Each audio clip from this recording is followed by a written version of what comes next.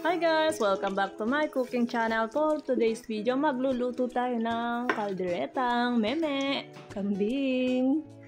Ayan. So sana panoodin nyo hanggang dulo para malaman nyo kung paano ko niluto ang ganito kasarsa na kalderetang kambing. Siyempre, kung bago ka lang dito sa aking channel at nagugustuhan mo ganitong klase ng content, huwag kalilimutang mag-like, comment, share, and subscribe. So, iluluto na natin. Bali, maglalagay lang tayo ng mantika sa kawali at yung hiniwa natin dyan na carrots at patatas ay ipiprito na muna natin. Yan. So, prito lang natin siya hanggang sa medyo mag-lightly brown. Yan.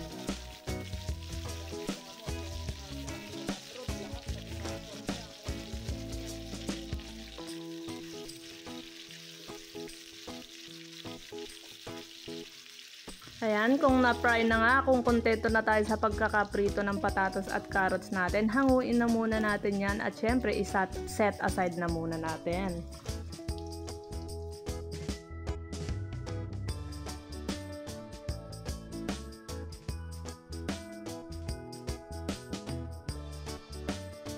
At dyan, magigisa na tayo dyan ng bawang.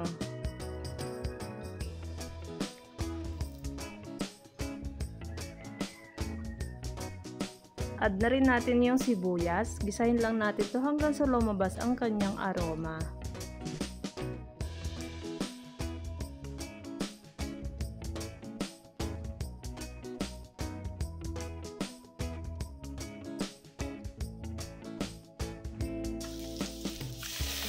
Kung okay na ang bawang at sibuyas, maglagay tayo dyan ng 1 tablespoon ng patis.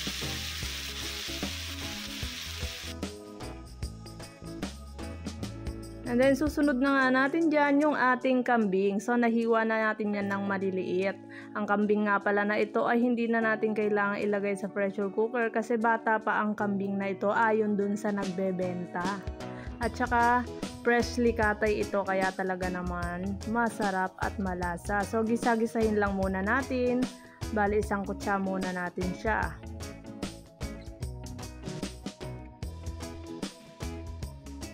Tapos takpan na muna natin ng takip. And then ayan, binuksan ko na ulit. Nagtubig yung ating kambing. Hindi ko yan nilagyan guys ng tubig. Pero nakita nyo naman, nagtubig siya. So bali, gigisahin lang natin to hanggang sa mawala yung kanyang naging sauce. Yung pinakatubig niya.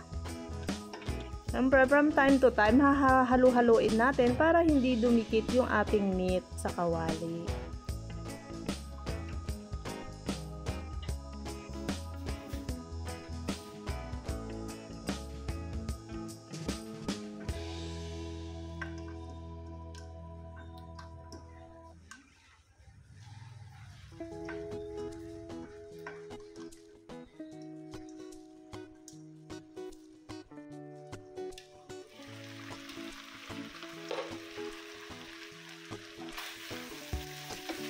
So, ayan, kung okay na, nagisa-gisa na natin siya. O, nakita nyo naman guys, wala na yung kanyang tubig. Bali, natuyo na ito. At ayan, medyo na ipapry na ng bahagya ang ating kambing.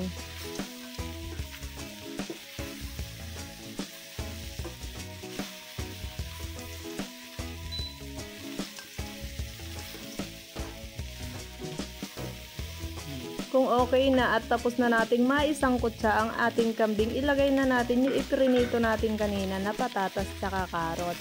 And then maglalagay ako dito ng small pack of tomato sauce.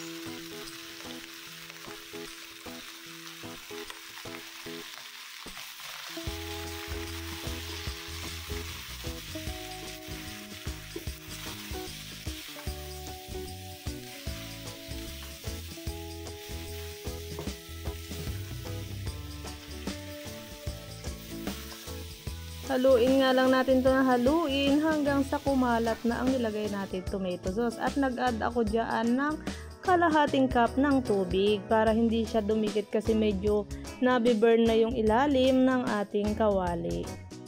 Kaya nilagyan muna natin siya. And then mag-a-add pa tayo dyan ng isa pang baso ng tubig para maluto ang ating kambing. Halu-haluin nga lang natin kasi takot ako na dumikit yung meat dyan sa ilalim ng ating kawali. Kaya from time to time talagang hinahalo ko siya. So tinakpan ko nga siya at hinayaan ko siyang mag-simmer. And then nag-add tayo dyan ng laurel at saka naglagay din tayo dyan ng soy sauce. Bali sa tansya ko, naglagay lang ako dyan ng 2 tablespoon ng soy sauce. And then maglalagay din tayo dyan ng sugar. Bali 2 teaspoon lang yung nilagay natin sugar dyan guys. And then maglalagay din tayo dyan ng black pepper. Ayan, yan yung mga sangkap na magpapalasa sa ating kalderetang kambing. Halu-haluin lang natin.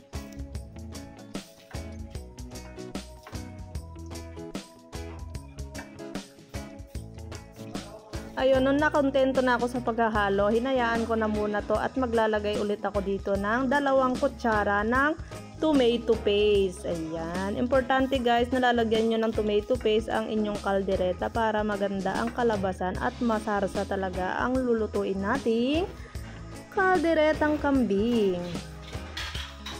Ayan. So after nga natin itong malagyan ng tomato paste, takpan nyo ito. Hindi ko nga na-video kanina, tinakpan ko ito at hinayaan ko siya mag-simmer ng at least 30 minutes para naman talagang maging malasa at malambot ang ating kambing. So ngayon yung nakikita nyo ay after 30 minutes na siya. Nakita nyo naman nagtikin na ang sauce at talagang makulay na ang ating kambing. Ayan, so sa tansya ko ay ready na ito guys. Kikita nyo naman ang perfect na ng pagkaluto. So yun lamang guys.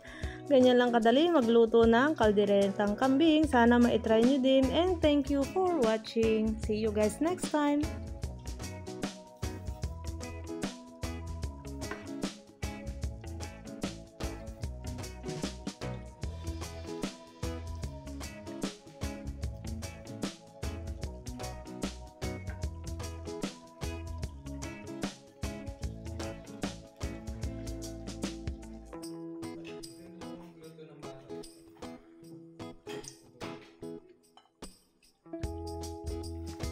Mga guys, luto na ang ating kalderetang kambing guys. Magmumukbang na tayo guys. Tignan nyo naman, napaka-creamy ng sarsa nito. Paligid nyo guys.